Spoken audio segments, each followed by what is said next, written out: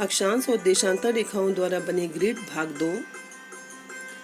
आरती भट्ट, सहायक अध्यापिका, राजकीय उच्च प्राथमिक विद्यालय जुरखा नंबर 2, काशीपुर, उधम सिंह नगर। तो बच्चों, आपने पिछली वीडियो में देखा कि अक्षांश रेखाएं और देशांतर रेखाएं क्या होती हैं। जैसे कि आपको इस चित्र में दिखाई दे रहा है, ये जो है ग्रिड का चित्र है। ग्रिड क्या है? अक्षांश और देशांतर रेखाओं का एक जाल, जैसे कि इस चित्र में आपको दिखाई दे रहा है। ठीक बीचों बीच आपको प्रमुख यमयोत्तर रेखा, ये बीच में बिल्कुल प्रमुख यमयोत्तर रेखा दिखाई दे रही है और इस यमयोत्तर रेखा का मान जो है 0 डिग्री दिखाई दे रहा है। अर्थात सभी देशों ने निश्चय किया कि ग्रीनिच, जहां ब्रिटिश राज की वेधशाला स्थित है, से गुजरने वाली यमयोत्तर से पूर्व और पश्चिम की ओर गिनती शुरू की जाए। तो इसलिए यमयोत्तर को प्रमुख यमयोत्तर कहते हैं। इसका मान 0 डिग्री देशांतर है और यहाँ से हम 180 डिग्री पूर्व और 180 डिग्री पश्चिम तक गणना करते हैं। और इस तरह से ये प्रमुख यमयोत्तर रेखा हमारी पृथ्वी को 2 गोलार्धों में विभाजित करती है, पूर्वी गोलार्ध और पश्चिमी गोलार्ध। तो अब आगे हम ये देखेंगे कि इस ग्लोब में अक्षांश रेखाओं और देशांतर रेखाओं द्वारा बनी गई इस ग्रिड की सहायता से हम किसी भी स्थान को आसानी से खोज सकते हैं।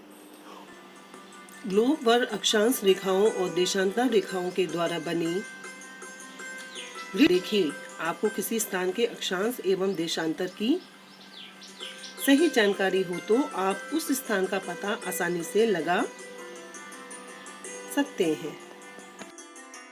आइए बच्चों, इस चित्र के माध्यम से हम पृथ्वी पर किसी भी स्थान की स्थिति अक्षांश और देशांतर रेखाओं से की मदद से कैसे जान सकते हैं, देखते हैं। आपके सामने जो ये चित्र दिखाया गया है, यह उस ग्रिड का चित्र है जो कि अभी पहले आपको पृथ्वी के ऊपर ग्रिड दिखाया गया था, उसका कुछ हिस्सा जो है इसमें लिया गया है। तो इसमें जो नीली रेखाएं हैं वो देशांतर रेखाएं हैं।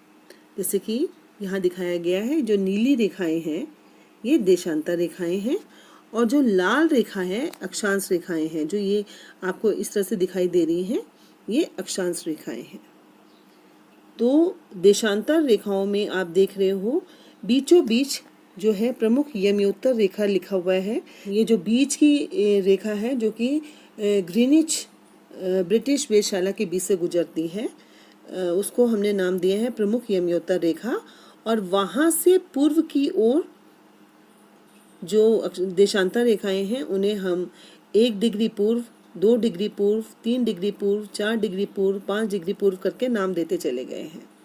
उसी तरह से हम पश्चिम की ओर जितनी भी देशांतर रेखाएं हैं उन्हें 1 डिग्री पश्चिम, 2 डिग्री पश्चिम, 3 डिग्री पश्चिम और 4 डिग्री पश्चिम नाम देते चले गए हैं। अब आप ये देखें कि आपको अक्षांश रेखाएं जो हैं दिखाई गई हैं। अक्षांश रेखाओं में 0 डिग्री से शुरू हुए हैं। आपको जैसे पहले भी बताया गया है, हमारी पृथ्वी पर जो 0 डिग्री अक्षांश है वो विषुवत वृत्त है। उससे ऊपर जो भी हैं वो उत्तरी गोलार्ध में पड़ने के कारण उनको हम उनके आगे उत्तर उत्तर लिख रहे हैं। इसलिए 1 डिग्री उत्तर, 2 डिग्री उत्तर, 3 डिग्री उत्तर, 4 डिग्री उत्तर, 5 डिग्री उत्तर, 6 डिग्री उत्तर, इस तरह से हम उन अक्षांशों के ऊपर लिखते चले गए हैं।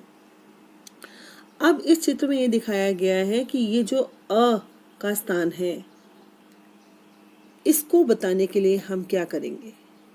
इसको बताने का एक तरीका ये है कि हम इसे बताएंगे कि ये है, आप देखिए ये वाला जो स्थान है ये 9 डिग्री उत्तर अक्षांश रेखा पर है और 4 डिग्री पूर्व देशांतर पर ये स्थान है।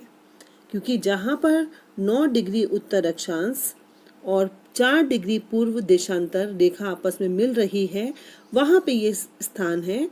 तो हम इस स्थान की वास्तविक स्थिति पृथ्वी पे ये बता सकते हैं कि इसकी वास्तविक स्थिति कहाँ पर है। 9 डिग्री उत्तरी अक्षांश और 4 डिग्री पूर्वी देशांतर जहाँ पर आपस में मिलते हैं, वहाँ पर इस स्थान की स्थिति है।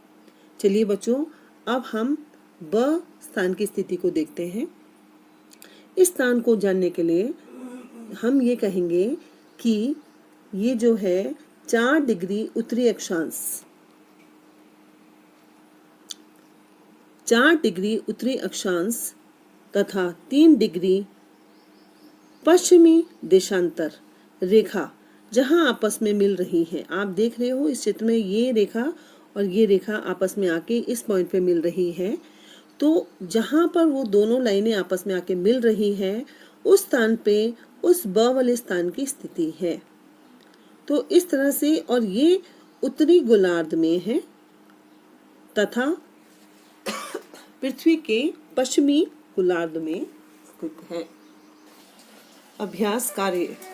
प्रश्न 1, पृथ्वी पर ग्रिड शब्द का इस्तेमाल किन रेखाओं के लिए किया गया है? प्रश्न 2, पृथ्वी पर किसी स्थान का पता करने के लिए हमें किस बात की सही जानकारी होनी चाहिए?